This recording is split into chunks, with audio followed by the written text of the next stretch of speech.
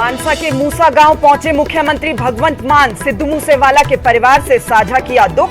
करीब 1 घंटे तक माता पिता से की मुलाकात। मूसेवाला हत्याकांड पर बोले दिल्ली के सीएम अरविंद केजरीवाल। कहा नहीं होनी चाहिए राजनीति। पटियाला हिंसा और मोहाली ब्लास्ट की घटना की तरह इस मामले को भी जल्द ही सॉल्व करेंगे। हिमाचल में पुलिस भर्ती पेपर लीक मामले को लेकर नहीं खत्म हो रही सियासत। विपक्ष के हमलों का सीएम जयराम ठाकुर ने दिया करारा जवाब। कहा विरोधियों को दलगत राजनीति से ऊपर उठकर सोचना होगा। हिमाचल के प्राइमरी स्कूलों में अध्यापकों की भारी कमी। बिलासपुर में खाली पड़े हैं 240 पद, तो चंबा के भेड़ोई स्कूल में 105 बच्चों के लिए सिर्फ एक ही टीचर। विश्व साइकिल दिवस आज। दिल्ली में खेल मंत्री अनुराग ठाकुर ने मेजर ध्यानचंद स्टेडियम से साइकिल रैली को दिखाई हरी झंडी। खुद भी 7.5 किलोमीटर तक चलाई साइकिल। और अब हवा में ले खाने का आनंद। मनाली में खुला हिमाचल का पहला फ्लाई डाइनिंग रेस्टोरेंट। लंच या डिनर के लिए खर्च करने होंगे कम से कम 4,000 रुपए।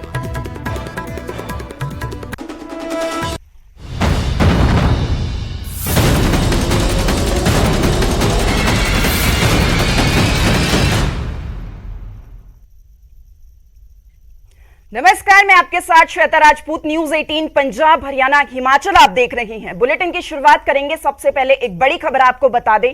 सिद्धू मूसेवाला हत्याकांड को लेकर अरविंद केजरीवाल की तरफ से एक ट्वीट सामने आया, जिसमें उन्होंने लिखा कि इस पूरे मसले पर, इस पूरे मुद्दे पर राजनीति नहीं करनी चाहिए। पटियाला हिंसा और मोहाली ब्लास्ट मामले को हमने सॉल्व किया था। विपक्ष और सबको मिलकर पंजाब को आगे बढ़ाना है। तो अरविंद केजरीवाल की तरफ से सिद्धू मूसेवाला हत्याकांड को लेकर ट्वीट किया गया है। उन्होंने कहा कि राजनीति इस पूरे मसले पर नहीं करनी चाहिए। पहले भी पटियाला हिंसा और मोहाली ब्लास्ट जो हुआ था, उस मामले को हमने सॉल्व किया था। अब विपक्ष और सभी को मिलकर पंजाब को आगे बढ़ाना है, इसलिए इस पूरे मसले पर राजनीति बिल्कुल भी नहीं करनी चाहिए।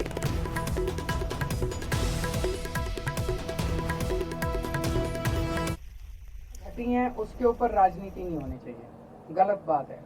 अभी जैसे सिद्धू मूसेवाले जी की हत्या की गई, वो एक बेहद अफसोस वाली बात थी और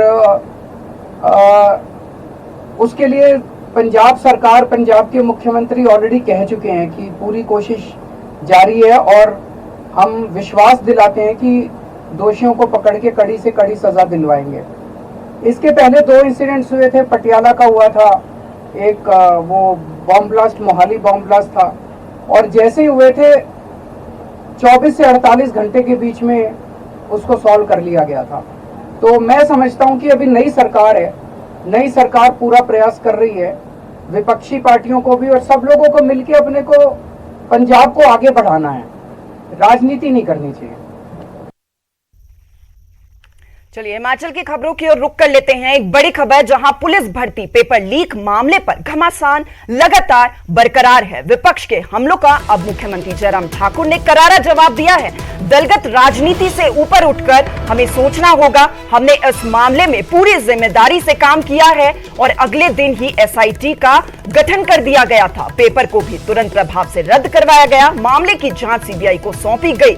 अब तक कई गिरफ्तारियां इस पूरे मसले में, इस पूरे मामले में हो चुकी हैं। तो ये मुख्यमंत्री जयराम ठाकुर की तरफ से कहा गया। तो पुलिस भर्ती पेपर लीक मामले में लगातार घमासान बरकरार है। विपक्ष की तरफ से लगातार सरकार को घेरा जा रहा है।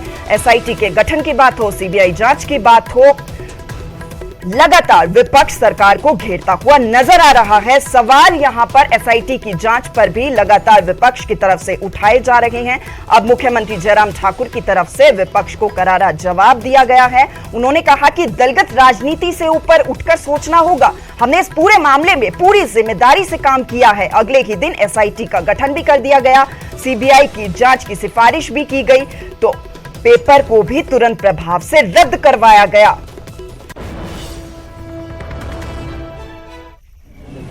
हिमाचल प्रदेश में पुलिस भर्ती से संबंधित जब ये मामला हमारे ध्यान में आया, रात के 11:30 बजे हमको जानकारी मिली हमने तुरंत FIR दर्ज करने के लिए बोला। सुबह 9 बजे SIT कॉन्स्टिट्यूट करने के लिए कह दिया। 9:30 बजे कि इस सारी बात पर पूर्ण विराम लगना चाहिए। जिन चीज़ों को लेकर के यहाँ कहा जा रहा है कि यहाँ पेपर लीक हुआ है, तो इसमें किसी तरह से भी कोई गलत बात नहीं होनी चाहिए, पारदर्शिता होनी चाहिए भर्ती के मामले में। तो सबसे पहला काम हमने जो महत्वपूर्ण कार्य करने की जरूरत थी, जो रिटन टेस्ट कांस्टेबल के लिए हुआ था उसको रद्द करने की घोषणा की, और उसके बाद इन्वेस्टिगेशन की प्रोसेस शुरू हुई। और बाद में इस बात को लेकर के भी कुछ लोगों ने आग्रह किया कि पुलिस की भर्ती है और पुलिस से ही इसकी जांच करना उचित नहीं होगा, तो हमने CBI को दे दिया।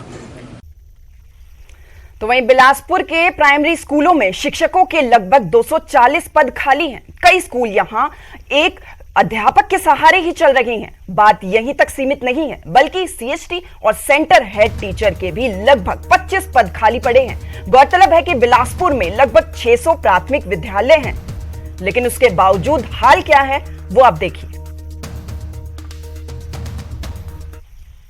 ये हम प्रेरित करेंगे ताकि आने वाले बच्चों को भविष्य के साथ किसी प्रकार का कोई इनजस्टिस ना। ये हम प्रेरित करेंगे ताकि आने वाले बच्चों को भविष्य के साथ किसी प्रकार का कोई इनजस्टिस ना। तो हिमाचल में बहुत से ग्रामीण क्षेत्रों में स्कूल राम भरोसे ही चल रहे हैं। चंबा की राजकीय प्राथमिक पाठशाला भैडोई की बात करें तो यहां पर भी 5 कक्षाओं को पढ़ाने के लिए मात्र एक ही अध्यापक है। आपको बता दें कि भैडोई स्कूल में करीब 6 दिसंबर से अब तक केवल एक ही अध्यापक है, और ये अध्यापक महिला भी गर्भवती होने की वजह से कभी कभार ही स्कूल में आती है, क्योंकि इन्हें भी चेकअप के लिए अस्पताल जाना होता है।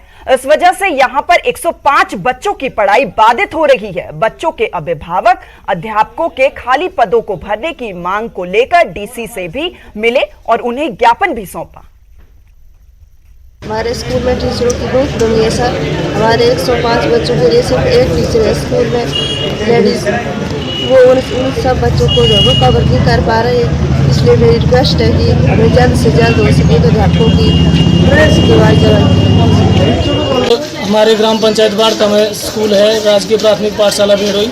उस स्कूल से मैं स्कूल प्रबंधन कमेटी का अध्यक्ष हूँ, और हमारे ये समस्या है कि 5 दिसंबर से आज दिन तक एक टीचर के सहारे स्कूल चल रहा है। हमारे स्कूल की कुल स्ट्रेंथ जो है 105 है, और प्री प्राइमरी और प्राइमरी को डालकर 105 है, और वहाँ पे एक टीचर है। चलिए आगे बढ़ेंगे खबरों में। आज वर्ल्ड बाईसाइकिल डे है। इस मौके पर खेल मंत्री अनुराग ठाकुर ने दिल्ली के मेजर ध्यानचंद स्टेडियम से एक साइकिल रैली को हरी झंडी दिखाई। इस रैली में 750 युवाओं के साथ अनुराग ठाकुर ने 7.5 किलोमीटर साइकिल चलाई। देश के 75 जगहों पर इस साइकिल रैली का आयोजन किया गया। जा रही है केंद्रीय स्वास्थ्य मंत्री मनसुख मांडविया केंद्रीय में नजर आ रहे हैं। यार गाड़ी को डे का मौका है और हमारे साथ बात करने के लिए मौजूद हैं sports minister mister Anurag Thakur. Anurag ji, जिस तरीके से आज आप लोगों ने बाईसाइकिल डे पर एक साइकिल रैली निकाली, क्या मैसेज देना चाहते हैं? वर्ल्ड बाईसाइकिल डे दुनिया भर में मनाया जा रहा है, और भारत की राजधानी में और राज्यों की राजधानी में और जिला स्तर पर लाखों लोगों ने आज बाईसाइकिल चलाने का काम किया और एक संदेश दिया जो माननीय प्रधानमंत्री नरेंद्र मोदी जी देते हैं। फिट इंडिया अभियान को, खेलो इंडिया अभियान को, क्लीन इंडिया अभियान को और हेल्दी इंडिया अभियान को आगे बढ़ाने का एक ही मूल मंत्र है, वो है साइकिल चलाना। आप ईंधन की खपत भी नहीं करते, प्रदूषण भी नहीं फैलाते, पसीना बहाते हैं और तेल की बचत भी करते हैं, धन की बचत भी करते हैं, स्वच्छ भारत का निर्माण करते हैं, स्वस्थ भारत का निर्माण करते हैं।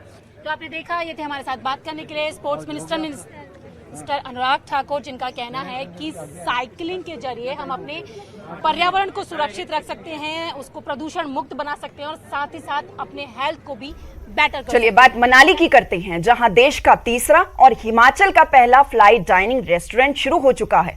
दरअसल प्रदेश सरकार पर्यटन को बढ़ाने की कोशिश में जुटी हुई है। देश विदेश से पर्यटक मनाली पहुंचते हैं।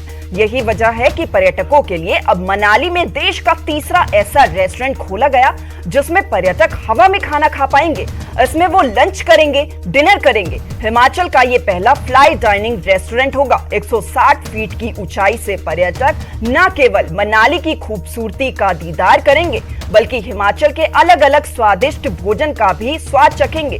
इस रेस्टोरेंट पर करीब 9 करोड़ रुपए से ज्यादा का खर्चा आया है और इसकी खासियत ये है कि इस फ्लाई डाइनिंग में एक साथ 24 लोग आराम से हवा में बैठकर खाना खा सकेंगे। अगर आप भी इस रेस्टोरेंट में लंच या डिनर का आनंद लेना चाहते हैं तो आपको कम से कम 3,000 यानी कि 4,000 तक के रुपए आपको खर्च करने होंगे। चलिए एक छोटे से ब्रेक के लिए रुकते हैं। आप जुड़े रहिए न्यूज़ 18 पंजाब हरियाणा हिमाचल।